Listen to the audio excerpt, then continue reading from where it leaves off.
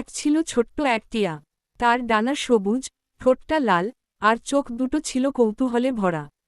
সে একটা বড় গাছের ডালে বাসা বানিয়ে থাকত। তার স্বপ্ন ছিল একদিন আকাশের সব পাখির সঙ্গে উড়ে উড়ে সারা পৃথিবী ঘুরবে। কিন্তু টিয়াটার বন্ধুরা বলত, তুমি তো শুধু কথা বলতেই পারো, ওরাও তেমন হয় না। পৃথিবী ঘোরা কি তোমার পক্ষে সম্ভব?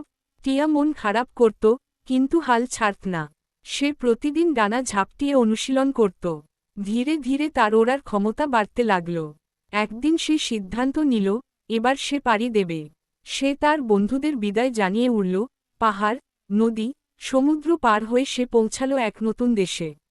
সেখানে সে দেখল অন্যরকম পাখি, নতুন খাবার আর অচেনা গান।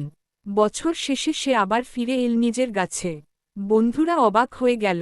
টিয়া হাসল আর বলল, স্বপ্ন যদি থাকে আর চেষ্টা যদি করি, তবে সব সম্ভব।